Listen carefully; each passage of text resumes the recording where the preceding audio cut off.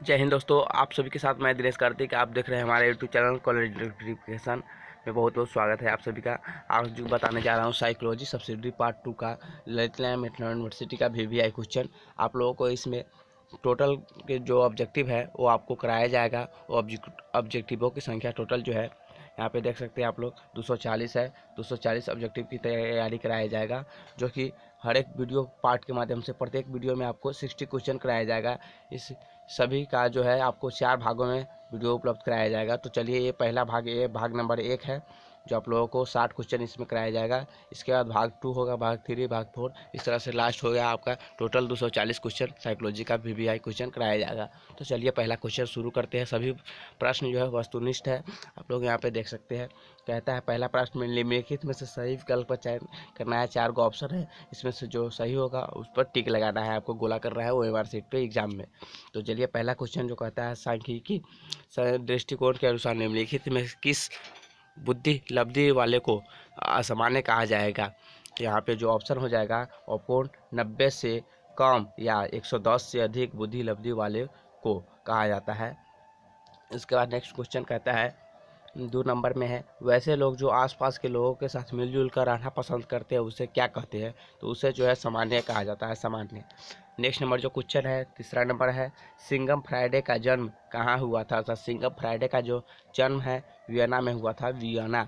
Next number question, Singham Friday का जन्म कब हुआ था। सिंघम फ्राइडे का जन्म जो है वो आपको बता दें से 1856 ईस्वी में हुआ था। एक बात और से इसमें अगर जो कोई गलती हो जाती है कहीं पे साउंड में या किसी प्रकार की, तो आप हमें क्षमा कर देंगे, क्योंकि बगल में साउंड डिस्टर्ब हो रही है, इस कारण से हो सकता है। तो इस कारण से चलिए तो आरजे चलिए तो अगला क्वेश्चन है, नेक्स्ट क्वेश्चन देखते हैं 5 नंबर। DSM-IV यानी कि DSM चौथा संशोधन का संशोधित संस्करण पुनः कब प्रकाशित किया गया। इसका जो प्रकाशित किया गया डेट है वो 1994 में किया गया था पुनः। उसके बाद है 6 नंबर में, आधुनिक मनोरोग विज्ञान का जनक किसे कहता है। मनोरोग विज्ञान का जनक जो है किसे कहा जाता है। फिलिप पिनेल को कहा जाता है, फिलिप पिनेल को कहा जाता है। उसके बाद है फ्रायड के अनुसार जो है मन अथवा व्यक्तित्व के कितने पहलू है। तो मन अथवा व्यक्तित्व को जो फ्रायड के अनुसार है वो 2 पहलू है, 2। नेक्स्ट नंबर क्वेश्चन कहता है मन के गत्यात्मक पहलू का प्रतिपादन निम्न में से किसने किया। तो निम्न में से जो है फ्रायड के द्वारा किया गया है। इसके बाद अगला क्वेश्चन है 9 नंबर है, निम्न में से किसका संबंध गत्यात्मक पहलू से नहीं है। तो यहाँ इसका जो हो जाएगा अचेतन आंसर हो जाएगा। नेक्स्ट नंबर क्वेश्चन है, व्यक्ति के सभी कार्यों पर किसका प्रतिबंध रहता है। तो सभी का जो प्रतिबंध होता है वो सुपर ईगो का होता है, सुपर ईगो का। नेक्स्ट नंबर क्वेश्चन, फ्रायड ने मन के आकारात्मक पहलू को कितने भागों में विभाजित किया है। तो मन के आकारात्मक पहलू को फ्रायड ने जो है आपको बता दें से 3 भागों में विभाजित किया है। नेक्स्ट नंबर क्वेश्चन, निम्न में से किसके अनुसार चेतन क्रियाओं का संबंध तत्कालिक अनुभवों से होता है।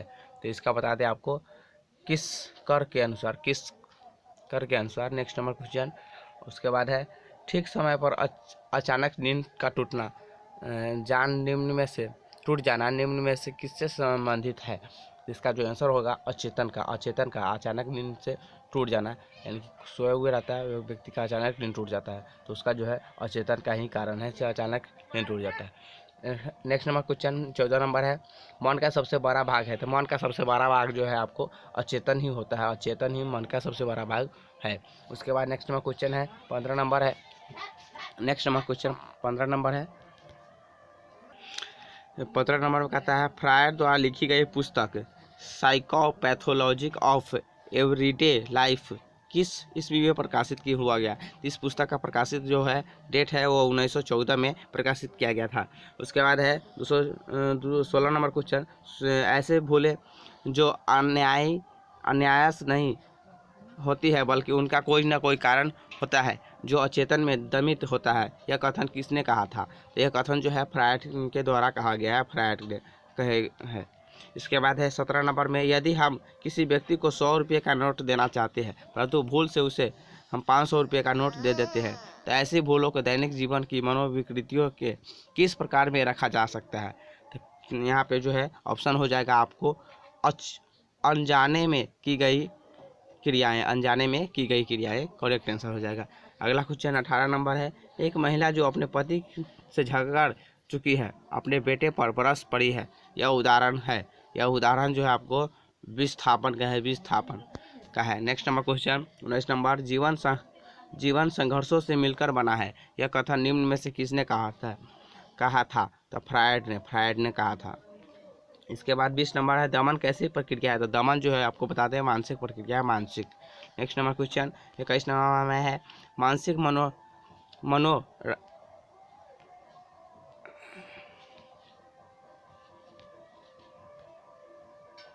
एक मानसिक मनोरचना को कितने वर्गों में विभाजित किया गया है? तो मानसिक मनोरचना का जो है 2 वर्गों में विभाजित किया गया है, 2।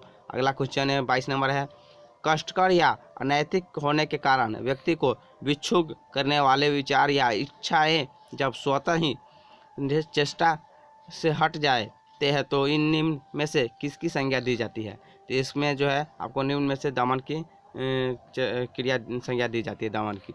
अगला क्वेश्चन कहता है 23 नंबर में, जब किसी युवक को अपने मनपसंद की लड़की से शादी नहीं होती है तो हो पाती है, तो वह युवक अवसर कि यही कहता है, चलो अच्छा हुआ, उससे भी अधिक सुंदर लड़की मिलने का रास्ता खुल गया। यह युक्तिकरण के 2 प्रकार में से किस प्रकार के अंतर्गत है? तो यहाँ पे आपको बता दें सावर ग्रेप्स टाइप प्रकार आएगा, सावर ग्रेप्स टाइप के प्रकार।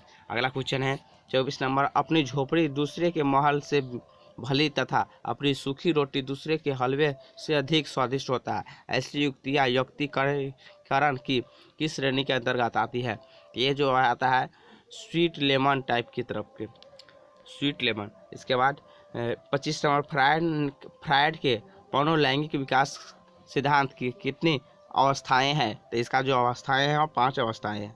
इसके बाद अगला क्वेश्चन है 26 नंबर में, मनोलैंगिक विकास सिद्धांत का प्रतिपादन किसने किया था? तो इसका जो प्रतिपादन फ्रायड ने ही किया था।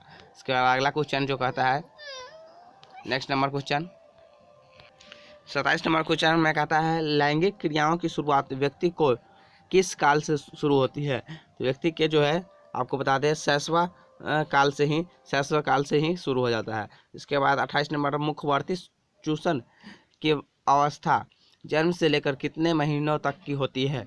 तो इसका जो आंसर है आपको 6 महीने तक।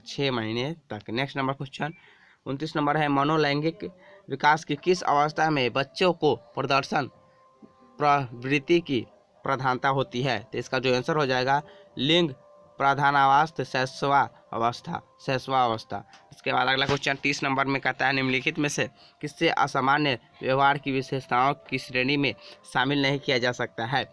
इसका जो आंसर हो जाएगा याददाश्त की कमजोरी। नेक्स्ट नंबर क्वेश्चन 31 नंबर है, जिस प्रक्रिया द्वारा स्वप्न का स्पष्ट विषय में बदल जाता है उसे कहा जाता है, तो उसे जो कहा जाता है स्वप्न प्रक्रम। नेक्स्ट नंबर क्वेश्चन जो आपको 32 नंबर में कहता है, सम्मोहित स्वप्न किसे कहा जाता है? सम्मोहित स्वप्न जो है किसे कहा जाता है? तो इसका ऐसा स्वप्न जिसे रोगी सम्मोहन की अवस्था में चिकित्सक द्वारा लाए गए सार के अनुरूप देखता है। तो आंसर करेक्ट हो जाएगा ग नंबर। उसके बाद स्वप्न दृष्ट द्वारा देखे गए स्वप्न के विषय को कहा जाता है। इसको जो कहा जाता है वो है स्पष्ट विषय कहा जाता है। नेक्स्ट नंबर क्वेश्चन है 134 नंबर है, फ्रायड के अनुसार स्वप्न विश्लेषण का मुख्य उद्देश्य होता है। तो स्वप्न विश्लेषण का जो मुख्य उद्देश्य है रोगी के अचेतन के बारे में जानना। नेक्स्ट नंबर क्वेश्चन, स्वप्न का वास्तविक अर्थ का पता चलता है। तो स्वप्न का वास्तविक अर्थ का जो है अस्पष्ट विषय के विश्लेषण के। नेक्स्ट नंबर क्वेश्चन 36 नंबर है, निम्न में से किसका संबंध स्वप्न सिद्धांत से है? तो निम्न में से उपर्युक्त तीनों का है, फ्रायड का स्वप्न, यूंग का स्वप्न और एडलर का स्वप्न, तीनों का तीनों यहाँ पे उपर्युक्त तीनों हो जाएगा correct answer. Next number question, किसने फ्रायड के कामेक्षा का या यौन इच्छा को मानने से इनकार कर दिया? तो ये जो है एडलर ने मानने से इनकार कर दिया। अगला क्वेश्चन है, फ्रायड के स्वप्न का संबंध निम्न में से किससे माना गया है? तो यहाँ पे अतीत से माना गया, अतीत से। नेक्स्ट नंबर क्वेश्चन है, 39 नंबर, फ्रायड ने अपनी पुस्तक में प्रतीकों की एक लंबी सूची प्रदान की है। उनमें छाती, डंडा, सांप, बंदूक, पैर, केला या इसी तरह की अन्य लंबे आकार की वस्तुओं का अर्थ बतलाता है। तो इसका जो अर्थ होता है वो आपको बता दें, पुरुष लिंग को बताता है। अगला नंबर 40 नंबर क्वेश्चन में कहता है, फ्रायड ने अपनी बहुचर्चित पुस्तक दी इंटरप्रिटेशन ऑफ ड्रीम्स किस ईस्वी में प्रकाशित की है? तो इसका जो प्रकाशित समय है 1900 ईस्वी, 1900। इसके बाद अगला है 41 नंबर में कहता है, निम्न में से किसने स्वप्न को नींद का संरक्षण माना है? तो आपको बता दें, फ्रायड ने ही स्वप्न को नींद का संरक्षण माना है, फ्रायड हो जाएगा आंसर। अगला क्वेश्चन है 42 नंबर, स्वप्न अचेतन की ओर जाने वाला एक राजकीय मार्ग है, यह कथन निम्न में से किनका है? तो यह जो कथन है फ्रायड का ही है। अगला क्वेश्चन है, मनस्यानुविकृति के कई प्रकार है, जिसमें से एक प्रकार ऐसा भी है जिससे रोगी मुक्त प्रवाहित चिंता दिखलाता है। तो इसका जो आंसर हो जाएगा आपको चिंता हिस्ट्रिया। अगला क्वेश्चन जो कहता है, मनस्यानुविकृति तथा मनोविकृति में अमूल अंतर यह है कि, तो इसका जो आंसर हो जाएगा आपको बता दें, घ नंबर में मनस्यानुविकृति में रोगी में सामाजिक संबंध तथा वास्तविकता का ज्ञान होता है, जबकि मनोविकृति में ऐसे संबंध या एवं वास्तविकता का ज्ञान ही रोगी को नहीं होता है। तो ये करेक्ट आंसर है घ नंबर। अगला क्वेश्चन कहता है 45 नंबर में अगला क्वेश्चन जो है 45 नंबर में है, मनस्यानुविकृति के कई सामान्य कारण बतलाए गए हैं, निम्नलिखित में से किससे इन कारणों में नहीं रखा जा सकता है? तो जो आंसर हो जाएगा आपको बाधित व्यक्तिगत वर्धन यहाँ पे। अगला क्वेश्चन है 46 नंबर में, कई अध्ययनों से यह पता चलता है कि मनस्यानुविकृति का रोग उन व्यक्तियों में विकसित होता है जिसके परिवार में इस रोग का इतिहास रहा हो। इस आधार पर हम इस निष्कर्ष पर पहुँचते हैं। तो इसका जो आंसर हो जाएगा, इस रोग का एक प्रमुख एवं निश्चित कारण आनुवंशिकता है। नेक्स्ट नंबर क्वेश्चन, मनोविकृति के कई सामान्य लक्षण हैं, निम्नलिखित में से किसे इन लक्षणों में नहीं रखा जा सकता? तो सुरक्षात्मक उपायों की अपर्याप्तता। अगला क्वेश्चन है 48 नंबर, स्यानुविकृति एक ऐसा पद है जिसका प्रतिपादन किया गया था। तो इसका प्रतिपादन है विलियम कुलियन के द्वारा किया गया था। इसके बाद अगला क्वेश्चन है, दुश्चिंता स्नायु विकृति का किसे प्रबल लक्षण नहीं कहा जा सकता है? तो इसका जो आंसर होगा अस्पष्ट दौर। उसके बाद अगला है 50 नंबर, किसी कुत्ते से आयुकित संगत डर को कहा जाता है? आयुकित संगत डर को कहा जाता है। तो जो आंसर हो जाएगा साइनोफोबिया। अगला क्वेश्चन है, कुछ लोग आंधी, तूफान, बिजली आदि के कौधे से आयुक्ति संगत डर दिखलाते हैं, जिसे कहा जाता है, तो उसका जो है एगोफोबिया बोला जाता है। नेक्स्ट नंबर क्वेश्चन 52 नंबर में कहता है, फ्रायड द्वारा प्रतिपादित मनोविश्लेषणात्मक चिकित्सा में निम्नलिखित में से किसका महत्व सर्वाधिक बतलाया गया है? तो स्वप्न विश्लेषण का सर्वाधिक बतलाया गया है।